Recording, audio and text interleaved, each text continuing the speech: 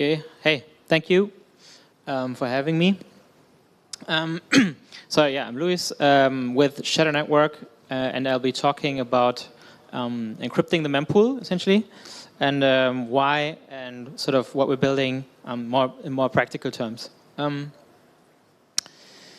So the gist of it is, thesis is if we encrypt the mempool, we can mitigate front running, we can and sort of the malicious parts of MEV, we can increase censorship resistance, and via this sort of, I think we can work towards a more sustainable market architecture in general, and base layer neutrality. So taking it from sort of the top is, I think, something that I realized, or maybe other people realized, that during this bear market, people are in the mainstream are fed up, right, with crypto. So people think that crypto in general is unsustainable, Ponzi's. The promises of crypto aren't really becoming true, and the reverse is true. Sort of that's even the malicious stuff is becoming true, right? And then I think we can build a better base layer. I think we need to build a less hostile, more friendly sort of base layer. Yeah. And maybe going one step deeper is what does it mean, right? Front running, MEV, and all of these things. Front running means you jump the queue, right? You try to get a trade for someone else, right? You're trying to steal someone else's trade, which causes these immense user losses. This is this measurable sort of impact, and if you're a normal trader or any trader trading on Uniswap or anywhere today, that's what you're sort of exposed to. But more importantly, I think is the people who are not trading, who are not getting front run because they're not even sort of entering the space, just because they know that it's a hostile marketplace, right? And something else that's pretty related is the way we're dealing currently with MEV and front running is we are building these types of sort of this external and out of protocol infrastructure in front of the transaction supply chain, which actually sort of quick fixes the problem in the short term, but it actually increases long term our reliance on these sort of centralized intermediaries, because the infrastructure components that we're adding to the stack, they're actually trusted and centralized usually, right? And this is maybe something that shows this the censorship issue the most clearly right now. Usually when we talk about censorship and measuring it, we talked about the relays censoring, right, which has actually improved dramatically. So there's actually less relays censoring. But what's rarely talked about is the builders also censoring, right? So these three are all sort of transaction intermediaries that your transaction has to go through, and at each point you can censor, and you have to trust sort of each entity to a certain degree, each step in the transaction supply chain, to not censor you and not front run you in a way, right? And this is from Tony from the EF. He built this amazing dashboard showing that builders are actually censoring sort of to degree of sort of 70% of the builders are actually censoring. Not good, and sort of not really talked about enough. So we talked about this. And what we did is kind of starting kind of this journey a little bit in this presentation is we try to simulate various transaction ordering strategies. So you can think about how to sort of deal with that transaction queue that's coming in. Do you kind of front run? Do you order it? Do you back run?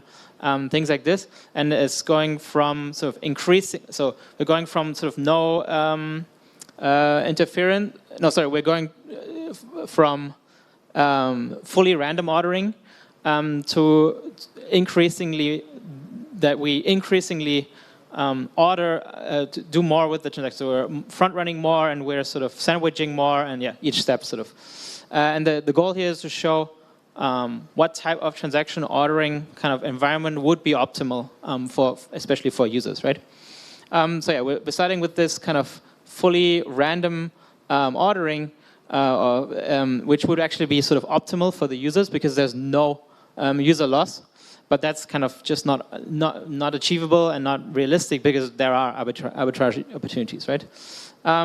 this one, we would say we still have sort of the no front running, but we do have arbitrage. So we're sort of back running and not front running.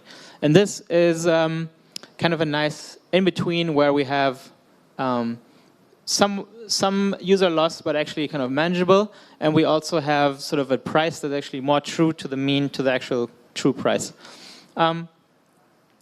Here it gets sort of, we have arbitrage after every transaction.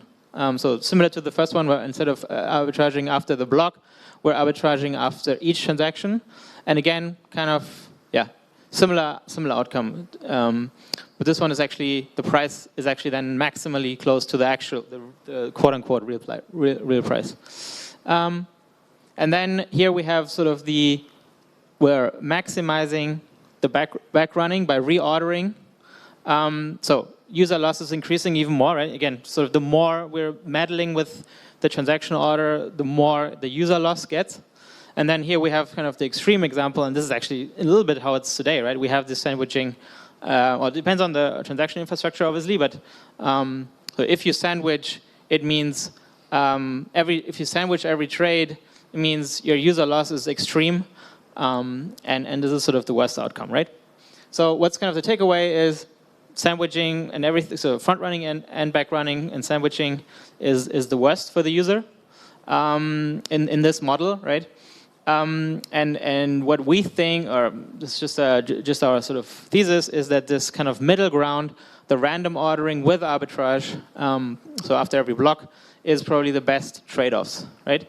And then going from there, we would say from this model, if this is an optimal or kind of a good trade-off, how can we build something that's a protocol that's more MEV aware and sort of deals with that in a way that, yeah, the goal in mind to achieving this random ordering with arbitrage. So yeah, and one thing we can do is encrypting the mempool, right? Which means, in simple terms, you encrypt transactions and have them be signed by the block producer while they're still encrypted. Because if they are encrypted while the order is sort of finalized already, the sequencer or the validator or relay, no one basically can see what's in the transactions. And so they also can't front run, right?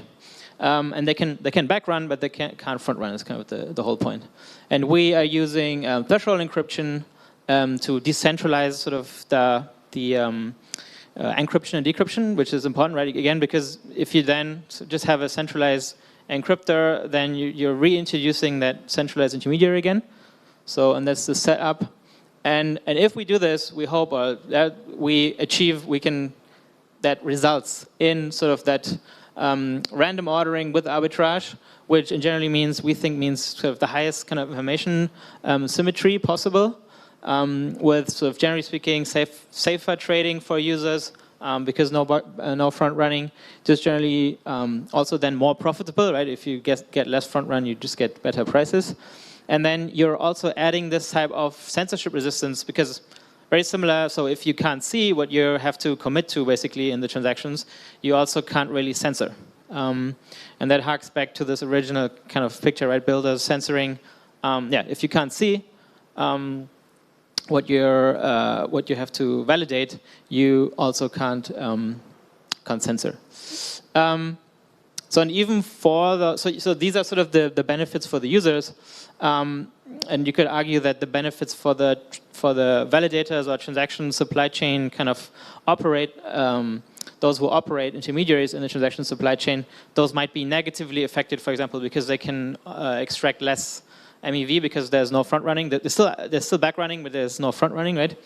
However, maybe one point that from this slide is basically, if you are able to front run, that's something that's probably is bad for your image in a way, right? It's not something that is good to show, and also so regulation-wise, we're seeing kind of regulators moving in a direction where they say, if you're able to front run, if you're able to meddle with the transaction supply chain, from a regulatory point of view, for example, MiCA, this might be seen as you having a role that's more akin to, let's say, a financial intermediary, like a market maker, rather than maybe what you want as an intermediary. You want to be perceived as a purely technical role, right?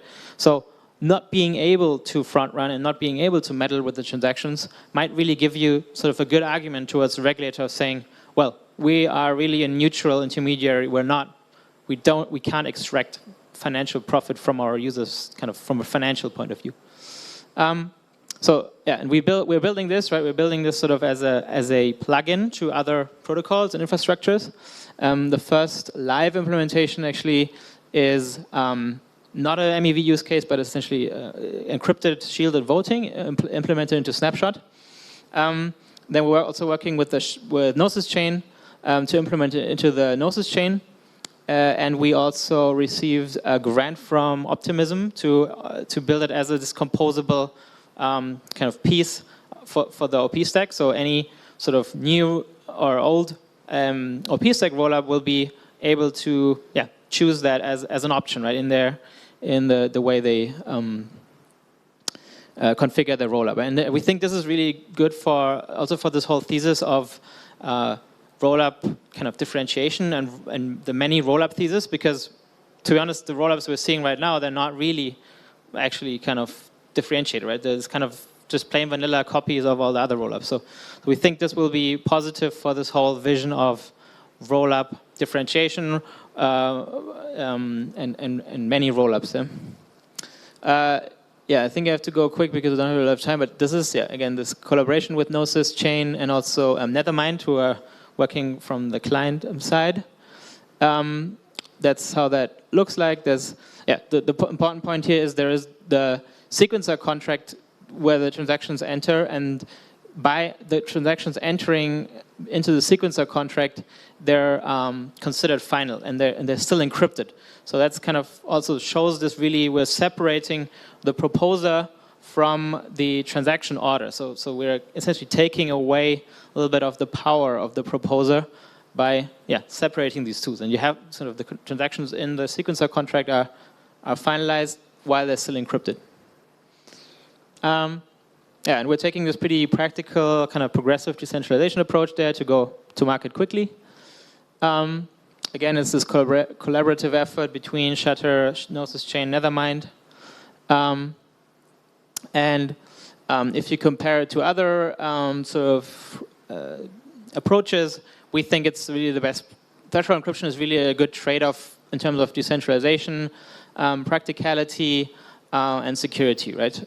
Because a lot of the other approaches rely on hardware trust assumptions, strongly rely on hardware trust assumptions, like Intel SGX, right?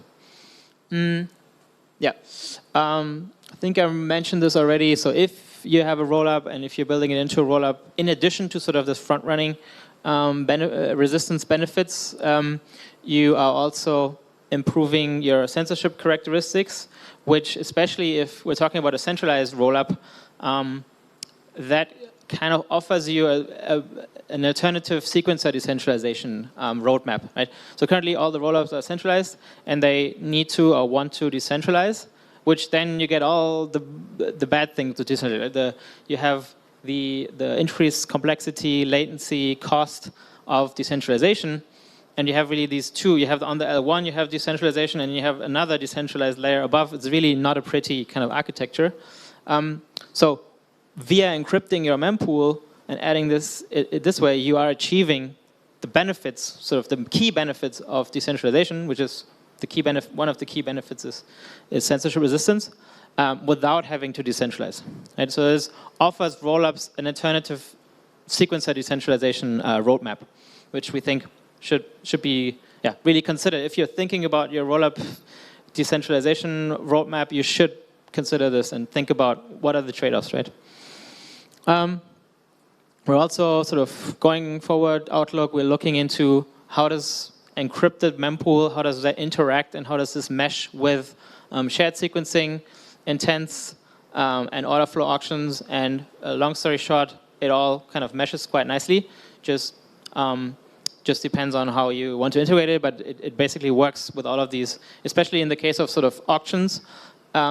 We would recommend any rollups to use something like an encrypted mempool shutter for the front-running resistance, but then use something like Optimism Miva auctions to distribute the remainder of back-running related MEV. And that's sort of it. follow us on Twitter. And especially if you're building a rollup, a new rollup maybe, or pstack rollup, or any other rollup, or a dApp, sort of a dApp that is kind of financial and has a front-running problem potentially, reach out to us. We'd love to hear from you what are your needs and how can we help, basically. Thank you.